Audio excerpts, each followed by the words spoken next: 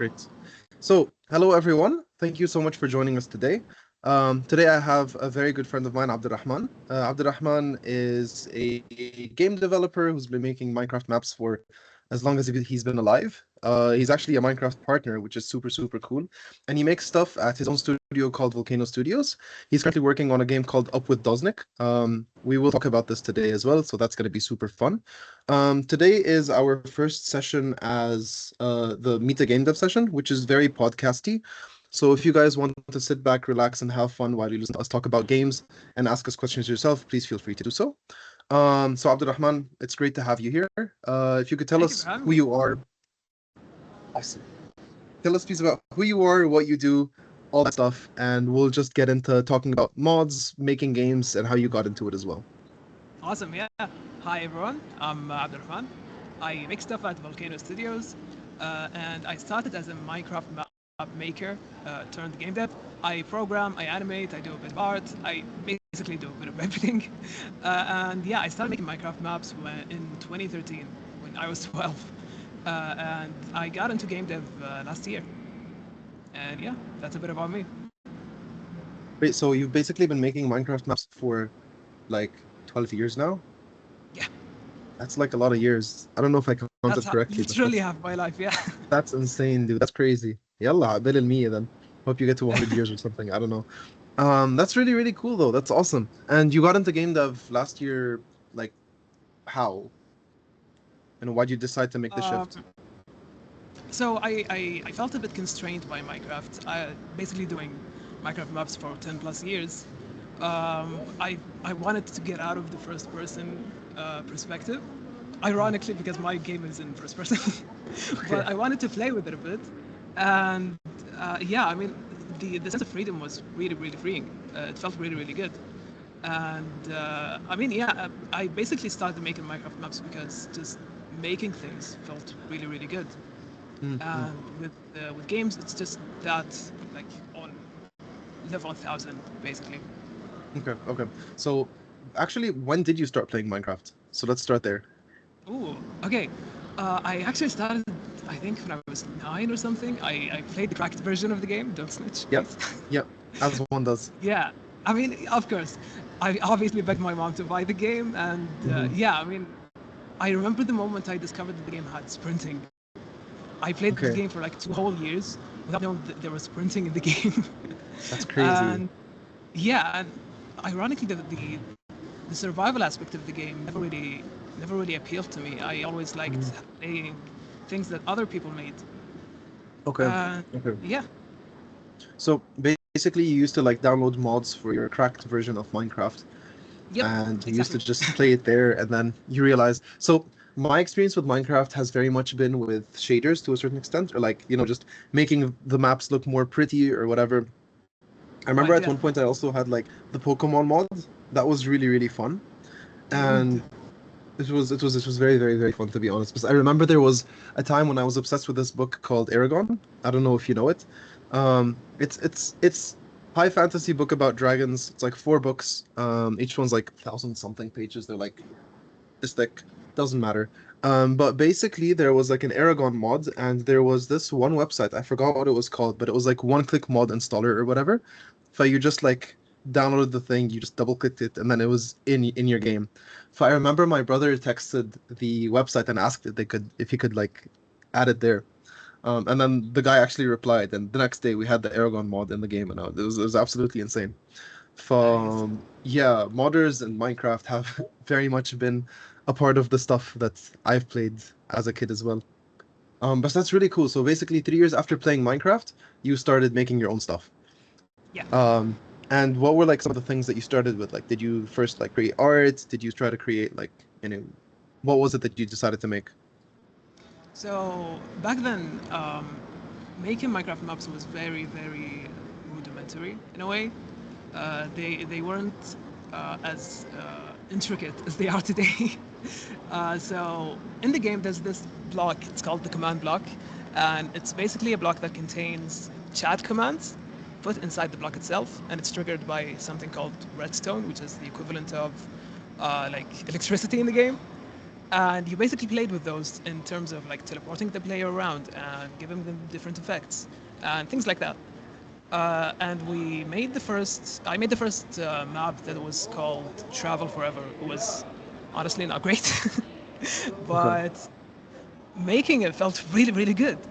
And it Mm-mm. being in Arabic, that gave it a bit of Mm. popularity here because Wait, so Saudi YouTubers played it, and that was awesome. Because the next day I would go to school and I would be telling them, "Yo, guys, this dude played my map. It was awesome." that's crazy. Wait, so basically you made one of like the first like Arabic Minecraft maps in a way?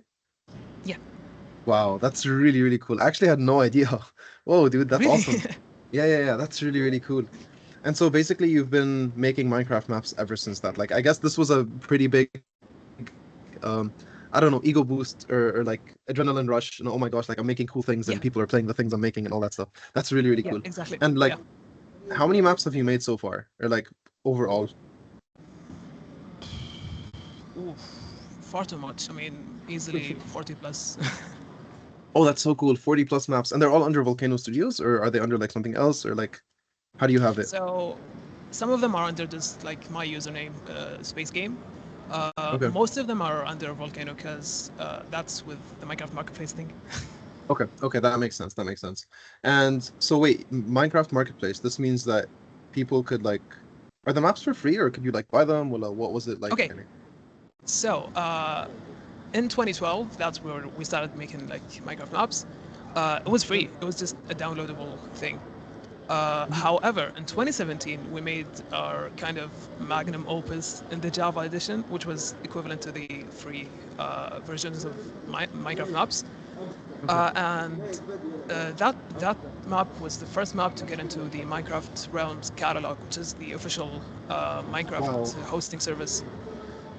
Mhm. Yeah, that was I think the last map we released in Java. After that, we heard about something called the Minecraft Marketplace program, which is basically like the in-game store for maps in Minecraft.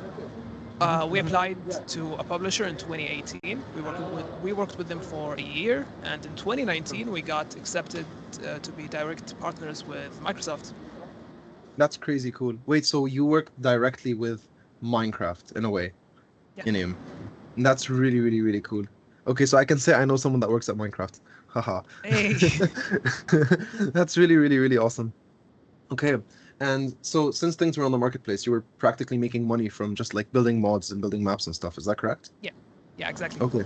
Okay. So if I wanted to start doing something like this, what would I do? And if you have any idea what it would be like for something other than Minecraft, like I know Skyrim, for example, has a ton of mods.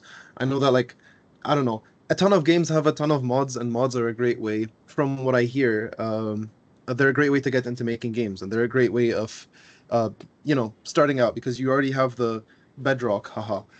And you're just like building on top of it basically and just making your own thing on a basis that already exists. And since it already has like a fan base and stuff, it's a great place for you to create things and get feedback from people that love a thing and have you adding a thing to it. So, yeah, basically, the question is what advice do you give to someone that's interested in going into modding and, you know, stuff like that, Yeah. basically? Just Yeah. go for So it. I think modding is a great like starter to learn programming, to learn just modifying an existing game, and just learning how games are actually made and like the whole infrastructure of things. The nice thing about mods is most of them are open source. You can literally just look at the code and you can see everything going on. For starting, literally just do it. Like for Skyrim, just download the creation kit, mess around with it, Yeah. do some, I don't know, do some wacky stuff, and just Okay. literally have fun. Okay, so if I'm not a coder, let's say I'm an artist or a musician or whatever, are there any tools I can use to like learn how to add the stuff I need, or like what would that be like if I'm not good at coding, for example? Right. Obviously, it depends on the game, depends on how it supports modding. I can say for Minecraft, it's pretty easy. There's a bunch of resources out there. Mhm. Basically, if you Google like how to add sounds to Minecraft, you'll literally find a bunch of tutorials. Mhm. Uh, in terms of art, there's this really, really cool program specifically for Minecraft. and not only for Minecraft, I actually use it for my game right now. It's Okay. called Blockbench. If you're a beginner in 3D, or if you're a Mhm. 2D artist looking to switch to 3D, it's really, really, really good. It's Okay. basically a very user-friendly 3D cube-based modeling software. It's also Okay. it has a bunch of 3D tools like animating, UV unwrapping, basically everything you need for 3D. Okay. And Okay. yeah, That's I really mean, cool, actually. yeah, yeah. So wait, what's the tool called again? Blockbench. I'll type in the chat. Blockbench. Yep. Okay. And I'll probably add a link as well for anyone that's going to be watching this on YouTube later on. Okay. So basically, I currently have, as someone that's run the gaming academy for 5 years and has watched a ton of people teach 3D, I've retained none of it. And Yusuf knows that because he was one of the people that gave a session at one point. Do you think that I could jump into Blockbench and actually use it without too much trouble, basically? Or do you think it's going to Within be a bit like hard for me to get into? within 10 minutes. It's Okay. very user friendly. It's very, very user friendly. Okay. Okay. I actually will give it a try after this call. It actually sounds interesting. Honestly, I promise Okay, it's that's just so actually much fun. awesome. It's I literally just open it and mess around with it because it's so fun. Okay. Literally. Okay. Okay. Halas, for sure, for sure, for sure. I'm actually going to open the webpage now so I don't forget. Blockbench.net. Okay, that's awesome. And so what do you do now actually? So do you still work on uh, Minecraft maps or is it something else or so right now we're making a game up at Doznik, but also at the okay. same time, Yep. we also do Minecraft maps because it's currently the full-time job, basically. And yeah, I mean, yeah, I do a bit of both. Okay, okay. And where are you? Because I hear like there's a bit of like stuff going on. Yes, And are I'm you at home or like no, I'm reporting okay. live the Esports World Cup, where Oh, we're that's presenting cool. the game. This is in Saudi, right? Yeah, yeah, it's in Riyadh. Okay. Okay, that's really, really cool. So actually how'd you get in? Like did they pick you? Did you apply? Do you like get your name? What was it like? So there's an event that we participated in last year with True Gaming. They basically Okay. reached out again and said, "Hey, we have this thing coming up. Would you like to be a participant?" And I was like, "Hell yeah!" Okay, that's awesome. And so, actually, I don't know much about the Esports World Cup. Can you tell me a bit about it as well? Wrong person to ask. I'm sorry. No, no, no. Like, what is it like for you as like a game developer that's going to the Esports World Cup? Like, are there a lot of Oh, people? oh, I Is see it what you mean. chill? Yeah, Is it, mm. it's a cool So like, experience. It's mostly just random people like checking out games. Uh, okay, there's two spots for two Saudi games rotating each week, and okay, this week it's us, another game called Station Zero. And okay, yeah, we've okay. been just getting a bunch of like people trying the game, seeing how like first impressions are, and yeah. Mhm. And is it mostly focused on Saudi games, or is it so focused on like any game from around the world? Currently, it's only Saudi games. Okay, okay, that's super interesting actually. So actually, from what I remember, Saudi was really big on doing stuff for game dev at the moment. Are there any opportunities for us non-Saudis as well to like look into something that we can like, use to make our games and stuff, or no? Yeah, no, for sure. I mean, especially in the recent years, there's been a huge, huge boom in the sector. Basically, there's a bunch of Okay, funding. There's a bunch of investors. It's a very, very good time for getting into game dev in Saudi. okay, okay, okay, that's really cool. So I remember at one point there was the program called Level Up, I think. Was it with Neon? Yeah, yeah, yeah. Okay. Okay. So from what I remember, this was something that a lot of people were able to apply to. I don't know if it's open to anyone that's non-Saudi or not based in Saudi, but I remember that they also offered like a ton of money for you to join. Oh, I know there's another one called Mirak as well, if I'm not wrong, Excel and by Meraki. Yeah. they're also yeah. And I heard that they're also like basically offering a lot of different um like funding opportunities for people from all over the world. Are there any like more like so this is what was happening. Is it still happening at the moment? We are currently in July 2025 for anyone that's watching Yeah. later. There's also the Meta Hero project from PlayStation. Uh, I'm pretty Okay. sure the Excel things are still happening. The second cohort is starting soon. I Okay. think Okay. the level up program for Neom, I think they closed the applications, but I'm sure there's another Okay. cohort coming up. Okay. Okay. Okay. That's really, really cool. So yeah, like from what I've seen, like especially like in our region and stuff, a lot of game dev things have been happening in Saudi in one way or another. Like back when I was there, I visited like Faisal University to watch like a conference on game dev stuff. I gave a talk at the Zero to Hero program. I visited, I don't know. I mean, there was the Saudi Game Champions program as well, which is a thing. Yeah. But, you know, so basically there are a lot of really cool opportunities happening over there. And actually, Yep. for those of you that are here, tomorrow, which is the 10th until the 13th, the game Zanga is happening. So if you guys have not signed up yet, or you guys want to make a game in the next 48 hours, just hop in and sign up and do that. Make game. How to make a game. Step one, make a game. Step two, profit. Exactly. Yeah. Um, Actually, speaking of that, so let's just go back to the OG topic that we were talking about. Um, so you've been working on your game for almost a year now, I think. Yeah. Is that Yeah. right? Okay, so can you tell us about like, how you thought of the idea, what kind of things you did, how you just make sure that you're, still on the right path, and what your vision is for the game. And if you have like a Steam page or something that you can share, go ahead so that just people can take a look at what we're talking about. Yeah. That Of would be course. pretty cool. So the Mm. idea of the game, it actually started as a Minecraft map. Yeah. It was going to be a boss rush kind of thing where you beat up this shape-shifting monster that changes form each like phase, and Mhm. we adjusted the idea a bit, and we basically turned it into a full game.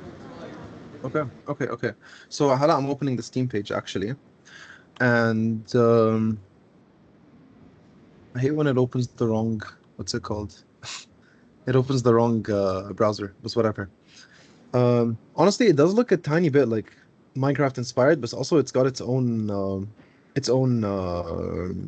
theme running as well. And I guess I can see also the what's it called? I forgot what the app was called.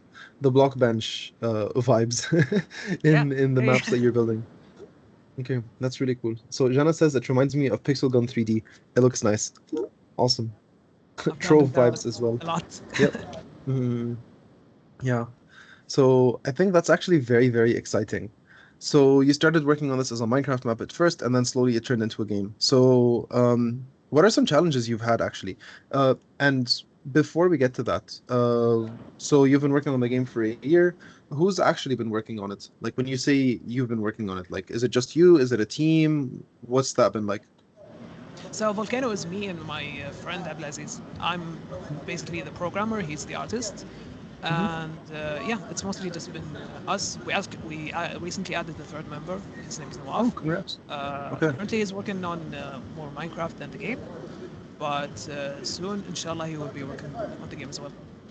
Okay, that's really cool. So you've basically been programming the entire thing by yourself to a certain extent.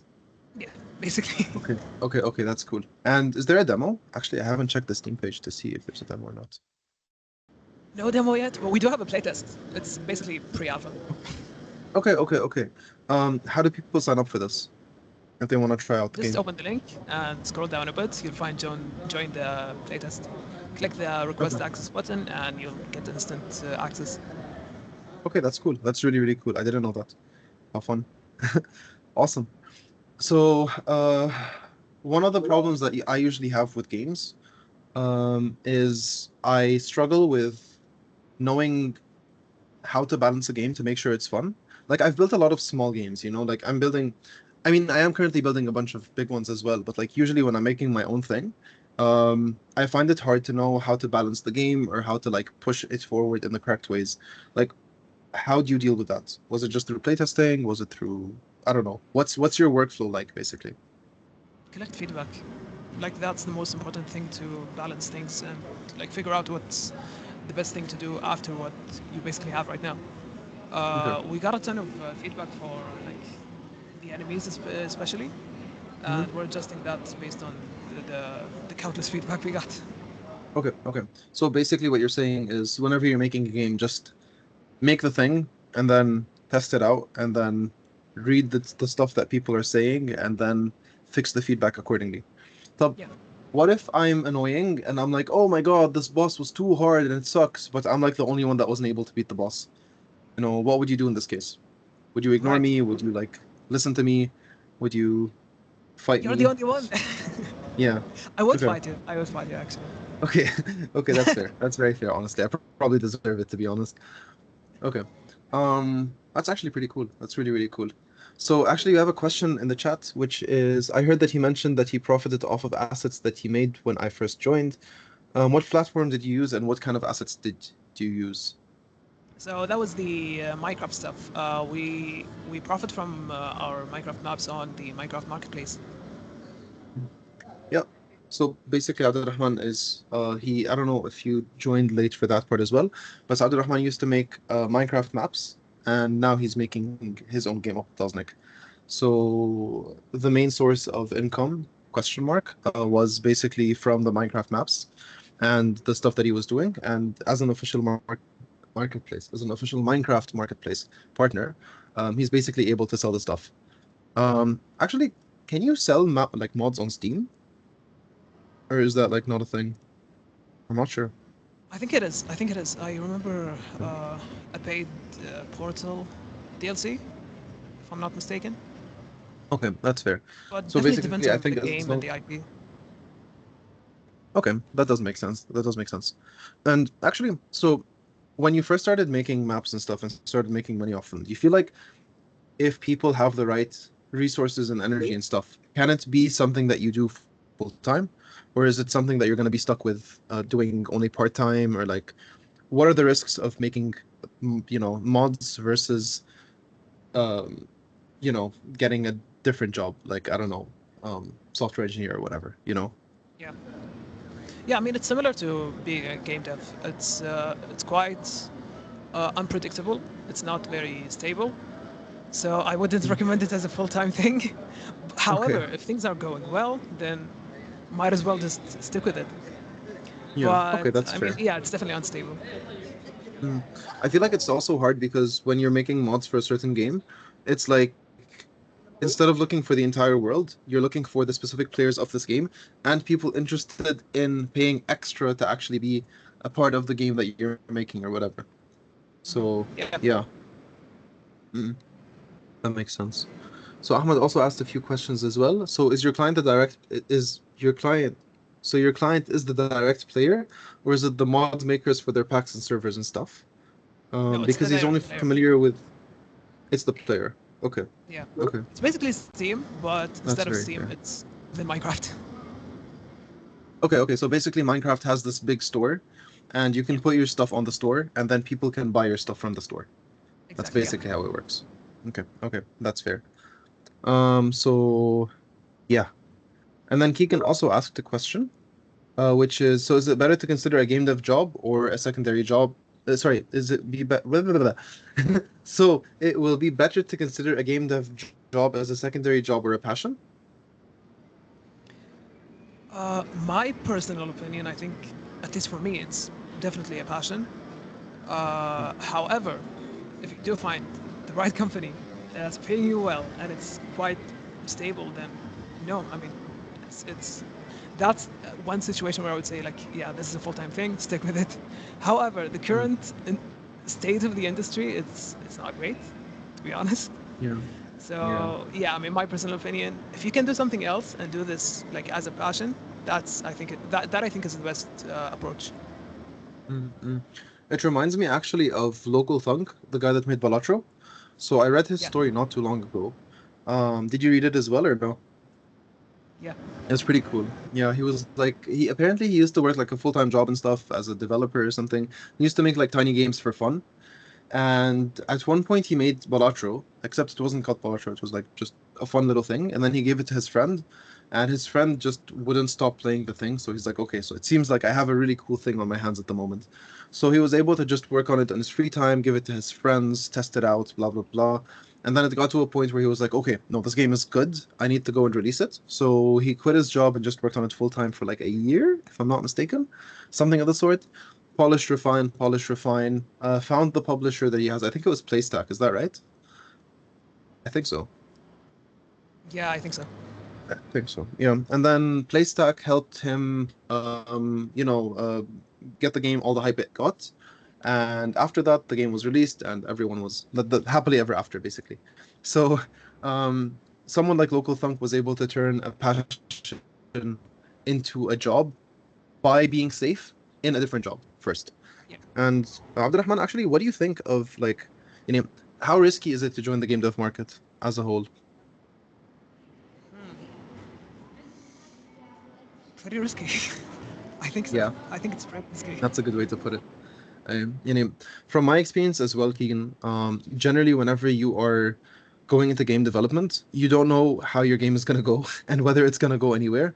Because even if you make the best game ever, if no one knows about it, it's dead, you know? So you might have spent like a couple of years of your life just doing all of this for nothing. So it's a very big risk. It's a very, very big risk. So just something to keep in mind as well. Um, so how far in development are you actually in the game, Abdurrahman? Uh, so we're in full production right now. We have like one level ready. Okay. We're aiming to release in 2027, so Okay. we still got a long way ahead. That's Yeah, far. yeah, That's quite far. Okay. Gosh. 2027. So this means basically you gotta survive until then. yeah. That's a long time. Okay, okay. Okay, that's gonna be exciting though. I'm very excited to see where the game, like what happens with the game later on. Yeah. So right now you're in production. So what comes before production actually? Like what have your stages of work been overall and like where are you getting to at the end? So obviously before production is pre-production. From Pre-production sounds like the right name. Yeah. yeah, Mm, yeah, that's where you basically plan all your game mechanics. You write the game design document. You plan your production plan, and once everything is in place, you begin production. And once you're far enough into production, I would say you would start marketing. Yes. okay. White boxing? What's that? White boxing is basically instead of using actual assets, use just boxes that are default in the engine, and Okay, you okay. level design and try things to make sure that everything works well, and yeah, Okay. just iterate on ideas very quickly. Okay, so basically what you're saying is in the pre-production stage, I come up with the idea, I check what kind of things I want my characters to do and all that stuff. And then after that, when I've decided on what I want the game to be like, I start making the things. But I don't make the things in the perfect way. I kind of make them in like a little ugly, ratty kind of way, just to like test out Yes. what the thing looks like, what it feels like, and then from there I get to iterate and try over and over as quickly as I can in order to see how the game feels before I start actually putting the beauty into it. Is that right? Yeah, exactly. Yeah. Okay, awesome. So someone asked, what's the difference between white boxing and gray boxing? There's a very extreme difference. One of them is called white and the other is called gray, but that's about it. There's also black boxing if you'd like. It's just the name. So don't worry about it. Yeah, it's all about the naming system basically. Um, okay, so basically you said that you iterate, you polish on the mechanics that you have, and that's on the production stage. So if there's a pre-production stage and a production stage, I'm assuming there's going to be a post-production stage. Ooh, good idea. They Mm, should uh, so what they should invent that. they shouldn't invent that. So is there anything that comes after the production of the game? Or Yeah, is I it mean like this? the release. That's like the most important part of the game. That's where you do all your marketing. That's like the big push of the game, basically. Mm. Okay, and actually speaking of marketing, when should you start marketing your game? Uh, Preferably as early as possible. Okay, that makes sense. I mean, you already have a Steam page and your game's going to release in like 2 years. So Yeah, I think you're pretty early on that case. Yeah. yeah. Okay, okay, that makes sense. So in the marketing stage, I mean, you're not there yet. I mean, well, you're not on the post-production stage yet, at least. But what would it be like at that point, you think? Like, are you going to basically be working on releasing your game and like marketing it as hard as you can, or would you be like fixing bugs, or would you be like getting feedback and then changing things, or like what do you think it would be like for you in 2027, 2028, basically? Yeah. I mean, definitely big marketing push, but I'm personally a big fan of like including the community in developing the game. Mm-hmm. So if there are any ideas, if people want to see things within the game, I'm more than happy to implement them. Mm-hmm. Uh, we're planning to actually release in early access. So like, if there are any ideas, like for sure we're going to be adding them. Okay. In 2028, though, we will be porting the game to PlayStation and Switch. Okay. Okay. That's cool. What about Xbox? Yeah. No? Okay. I mean, خلاص, no more funding from Microsoft then. So, yeah. Yeah, that's fair. Okay. Because it's very interesting that you say that considering Minecraft is like Microsoft owned. But anyway, we can ignore the elephant in the room at the moment. So Ahmad actually has another question. He says that during your conceptualization phase, or basically before investing money into the project, how do you typically overcome the technical complications for testing and prototyping, such as animations, art, etc.? Do you just have to rely on having a pre-invested amount of money into assets to prototype with, or do you just rock around with the T-pose as a prototype? So the T-pose, you guys, is basically a guy that looks like this, and when you want to move, it just moves like this, forward and backward, and that's about it. And then sometimes just like jumps forward or whatever. But yeah, anyway, Abdurrahman, go for it. Yeah, no, the T pose is great. The T pose is amazing. I'm a big fan of. Let me see if I can find this image. I'm a big fan of this right here, where I'm not sure if it shows up clearly, but it basically says, just make it exist first, and then you can make it good later. Yep. And that's literally it. Yeah. So generally, it's just make the thing.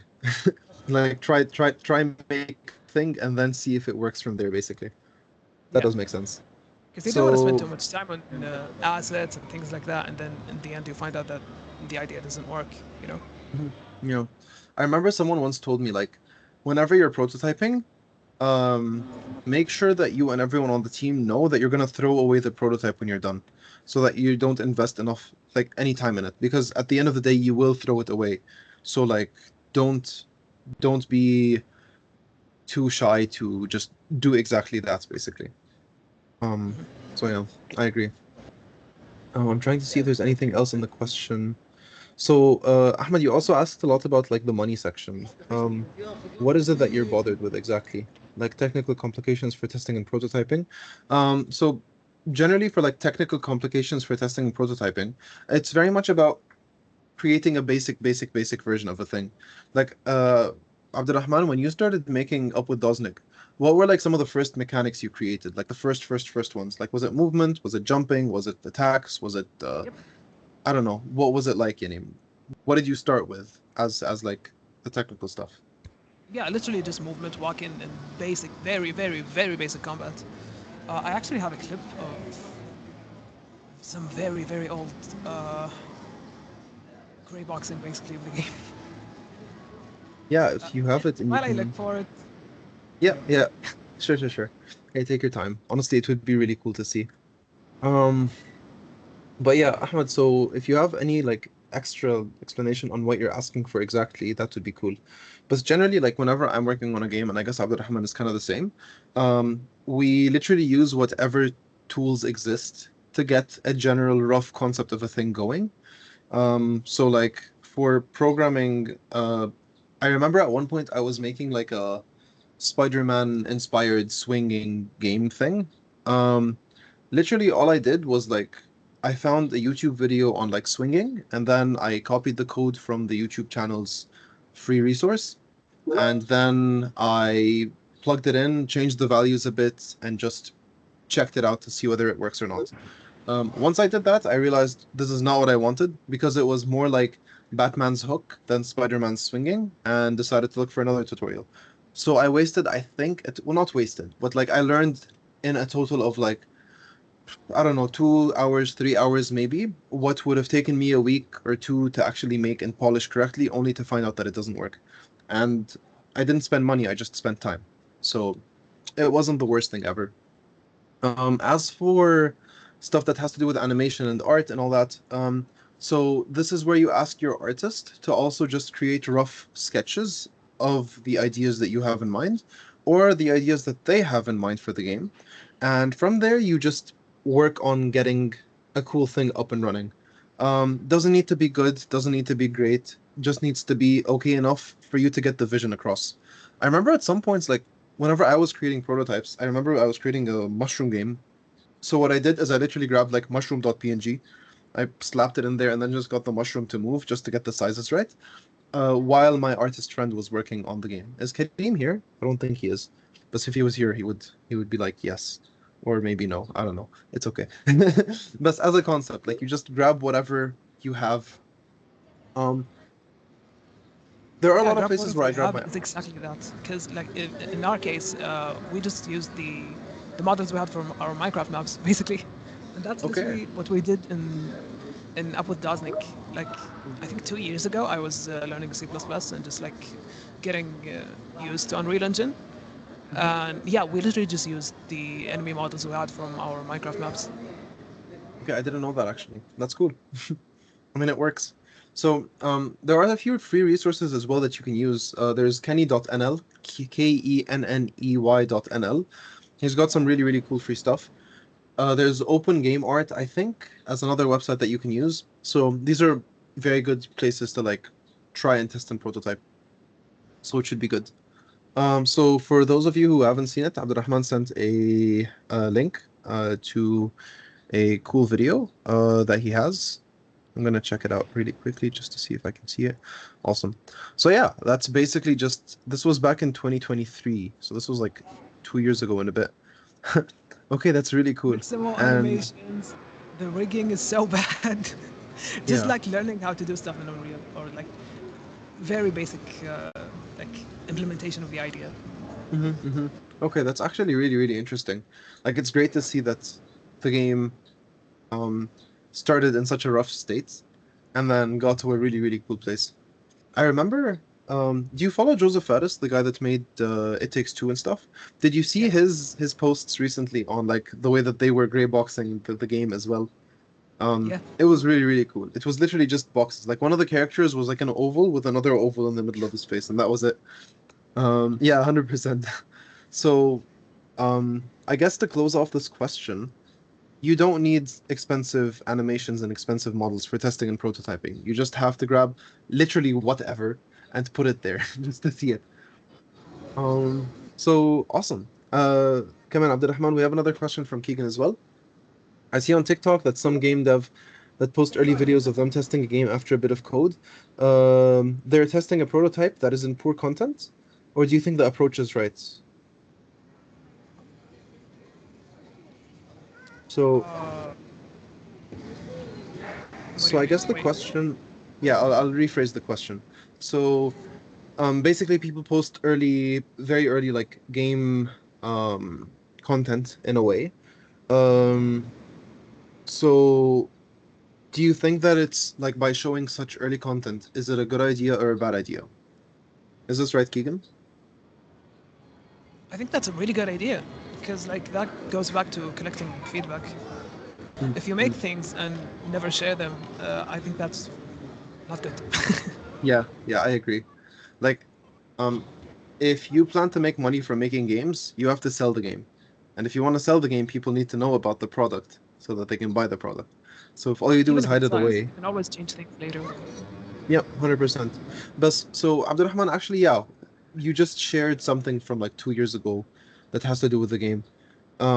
So do you agree that it's good to share like early snippets of what the game used to be like and what it's like later on and stuff? Or do you think you should avoid sharing anything until you have like a solid thing coming from it?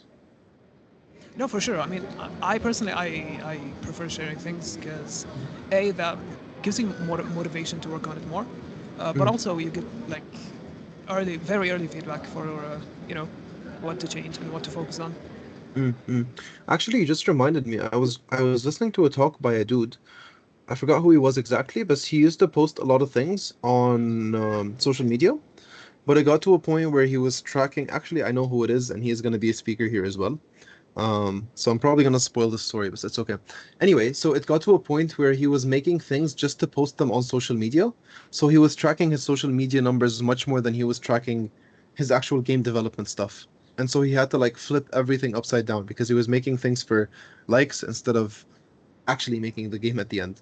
So that's something that you need to take care of, I guess, just as a heads up. Yeah. Um, so we have another question from Ahmed as well. He said the issue sometimes I feel like the idea is not going through without the actual animations or effects. So looking for playtesters to verify stuff or looking for a publisher and investors can be hard when all you have is a spinning T-pose that's supposed to be a ninja doing a really cool thing. Um, so what are your thoughts on this, Abdurrahman? If you really, really need animations, I mean, I would say like look into things like Mixamo, look into free animation packs in the Unity store or in the Fab store or anywhere. Same thing goes for effects and stuff. You can always use things that are already made by other people, as long as you have the permission to do so, and you can always, make things better later, basically. Yep. And one other thing to add as well, whenever you're going to a publisher, you're not going to show them something that's very, very rough, especially when they don't know you.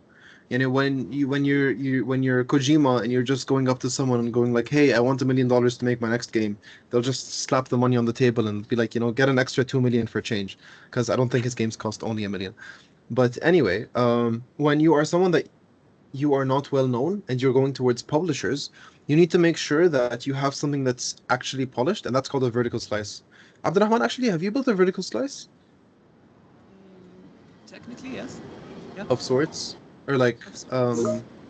yeah. So So the did thing you? about vertical slices is you have to. It's basically a test of how much you can do of one part of the game in a specific period of time.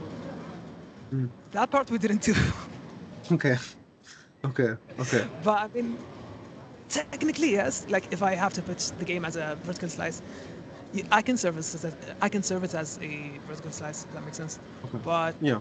the the usage of the vertical slice is not very much applied in our case. Okay. That's fair. That's fair. So, guys, also like as a quick overview on what we're talking about, um, when you create a game, there's a difference between a prototype and a vertical slice. A prototype is when you are building a rough draft of a thing, whereas a vertical slice is a quote unquote, very big quotes, perfected draft of what the rest of the game will look like. So think of a vertical slice like a piece of cake. Like when I take a small piece of cake, no matter what layer you have, it's all going to taste the same no matter which piece you cut it from. A prototype is more like a not necessarily a picture of a cake, but kind of like you taste the frosting or something of the sort. Unless you don't like frosting, then you taste the, I don't know, the fruits in it or whatever, or the chocolate in it. Doesn't matter. So yes, basically, Ahmed, to answer your question, and Abdurrahman, you can like correct or add if I'm wrong or if there's something you want to add as well. Generally, whenever you want to share stuff with investors and publishers, you need to make the bare minimum that will get the main idea through in a best way as possible. When you're looking for playtesters, go towards the people that know what a game is generally, and know that just because the game looks ugly, it doesn't mean that it doesn't play well, and they understand that games need time to work. Like the Marceline Rules, okay, said that they really love the like watching what's it called? Where was it? Blah blah blah. Ta, ta, ta. I love seeing early game dev vlogs. So if you want people to post them, people will like them regardless of quality. So there are people that understand that games take time to make, and that's totally fine. Abdurrahman, anything to add over there? Alright. Awesome, cool. Okay, so Marceline Rules also asks, how much detail should I put into the prototype assets I'm currently drawing mine and one character? And I want to have flowing hair that should be included in the prototype to test how it will be animated and stuff, or is that a detail to be polished later? Okay, this question is very worded. Let me try this again. Actually, Abdurrahman, did you get what the question is? I think so. Is it in 2D Okay, or 3D? that's a good question. Marceline, is it 2D or 3D? Because if it's in 3D, I'm pretty sure there are. I mean, depending on the engine, but there are Mm, pretty much pre-made already, like, you know, mm. ready to use systems for hair. In 2D, Yeah, however, that's I'm true. not sure. So from my experience, there are a few tools that you can use. Usually using bones instead of frame by frame assets kind of works. So a bone structure is basically a thing that's connected to another thing, and then it moves in a certain way. So if you give the bone enough weight, I know concept of like bones and hair is weird, but like that might be something that could work. But basically the question is very much about when you want to create a prototype. Um, to test animation, what would like an animation test look like for you?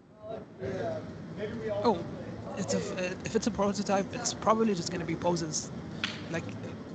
very what do you call it? Like rigid poses. It's not supposed to look nice for a prototype. You're basically supposed Hmm. to prove that the idea works, basically. Okay. Okay. So generally, it's totally fine, for example, to have like one or like two frames for like walking, which is like one leg in front of the other, and then for jumping, it's like one frame up, and then for landing, it's like one frame down, instead of having like the entire cycle, basically, right? Yeah. And okay, that makes sense. And what if I want to test out a very specific feature as an artist? Like, what if I want to see how good sparkles look in a fairy game when like I throw like a non-grenade grenade, like a sparkle grenade on something and like psh, or whatever. Like, would I test this out as a prototype or would it be more like a polished feature? Oh, if it's gonna be like a sparkle thing and you're gonna be focusing on effects and whatever, I think that definitely fits into the polished state. Okay. Okay, that makes sense. That does make sense. Awesome. Let us know as though we answered your questions. Awesome. Cool. Okay, so Ahmed also said that he has an example. So he has a project that he's been spending a lot of effort in, using nothing but free assets and assets that he can make himself. But when he played tested the game to verify the concept of the game, most of the feedback that came was the imbalance in the quality between stuff that had good quality, but the white boxed aspect just ruined the experience. And the feedback is basically stuff he can't work with because everyone was just talking about the art. So I guess the question is, how do you make sure that when people playtest your game, they give you feedback on the things that matter?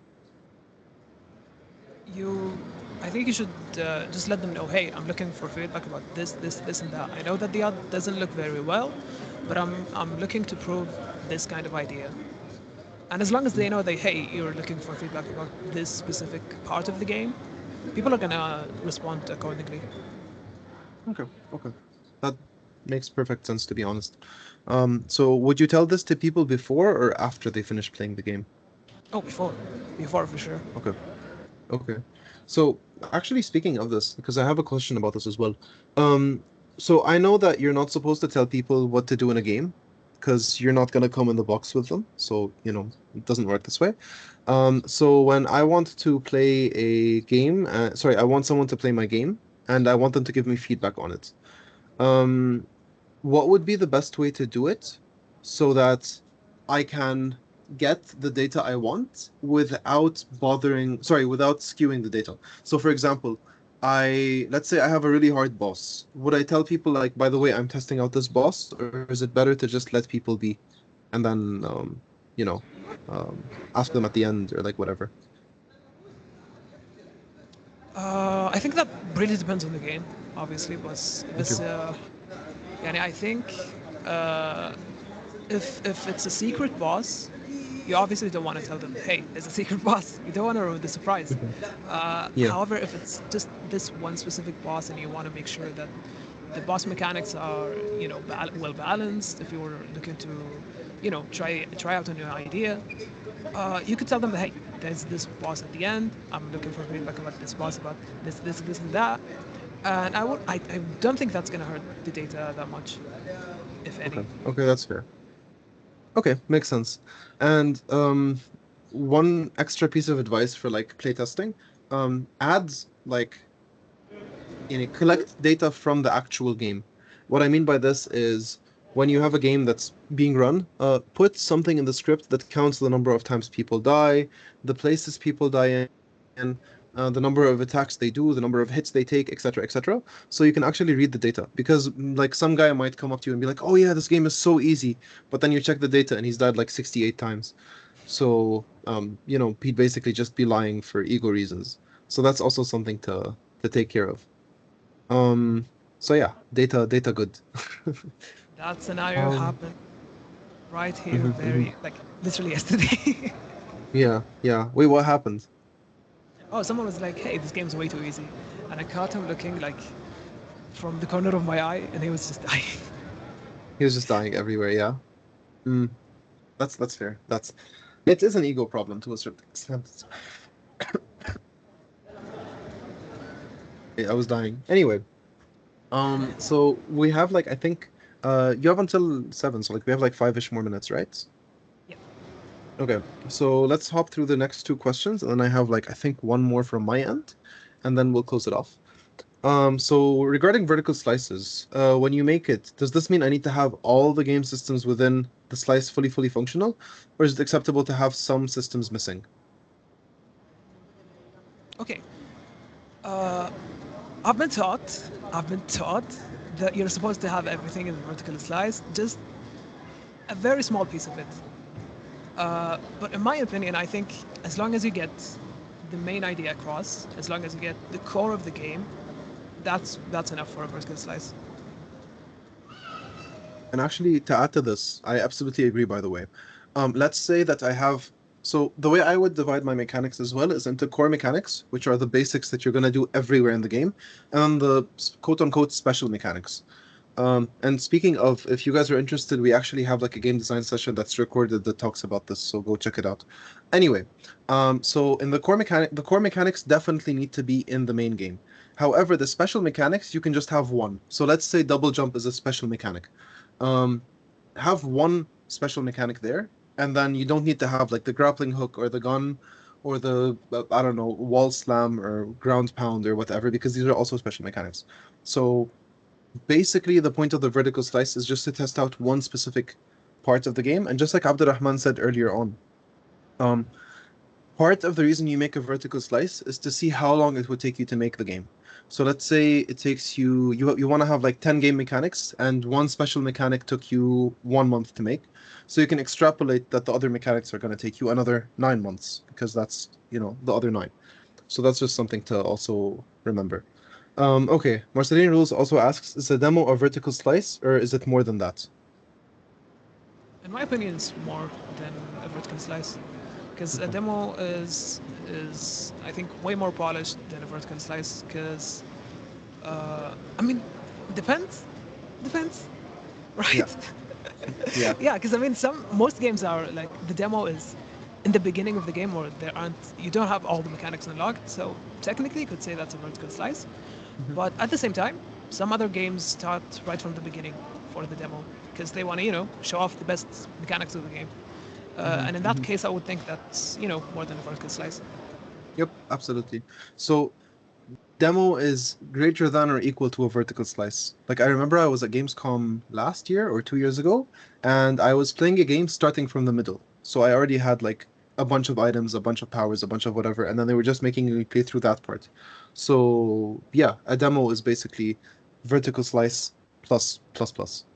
And the final question from Jana is, how would you describe your working relationship between you and the artist? Do you both work in parallel, or does one usually wait for the other? Like, do you start coding based on the art, or does the art get made up after you've set things up and stuff?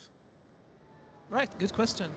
Um, so we both are basically the designers or like the game designers in a way, and we bounce ideas off of each other. So most of the time it's not me coming to him being like, hey, I need you to make this and that. It's basically mostly just like us sitting in Discord and we were like, hey, what if we did this? And I find out the next day that he's already made it. Basically. So I mean, it depends for sure, Hmm. but if needed, I'm not gonna be waiting for art to be done. I'm gonna be using whatever I already have, or just take rough cubes of Unreal, Yep, basically. absolutely.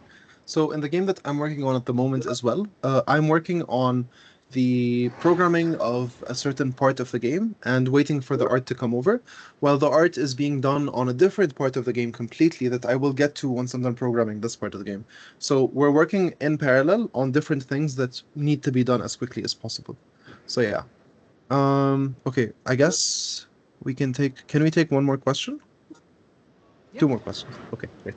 Okay, so Lean asks, do you think to learn you should learn by yourself, like through self-learning, or should you do like boot camps and stuff? Personally, I'm a big fan of self-learning. I've tried both, and I've benefited way more from self-learning. Yeah, yeah, absolutely. So actually this year what we're trying to do with the Gaming Academy is we're like, these are the resources, enjoy. These are the people you can ask about the stuff, enjoy, Nice. do the thing. That's We'll see perfect. if it works or Yeah. not. We will see. Because a lot of like self-motivation is not that easy to come by. Like I suffer from it at the moment. So I guess it really depends on the person. So what we're trying to do is, like put people on a path and be like, go, my children. And Yeah, hopefully for it'll sure. I mean, work. it doesn't work for everyone, for sure. Mhm, mhm. Absolutely. So I guess the final question, from my end is, do you think the future of game dev in like the MENA region or the Arab region as a whole, do you think it's going to be something good, or do you think we're just going to be stuck where we are at the moment, or like, what are your thoughts on it, basically?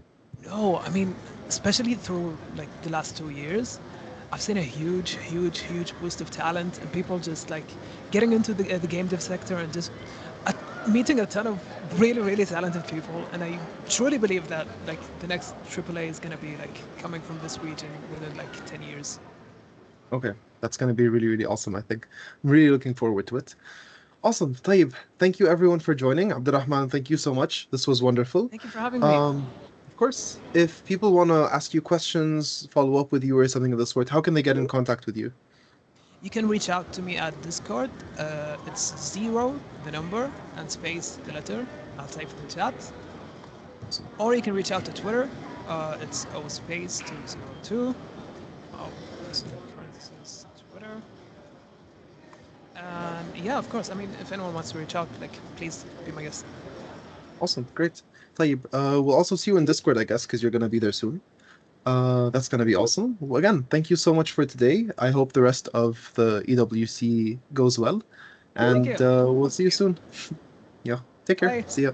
Take care. Bye-bye. Bye.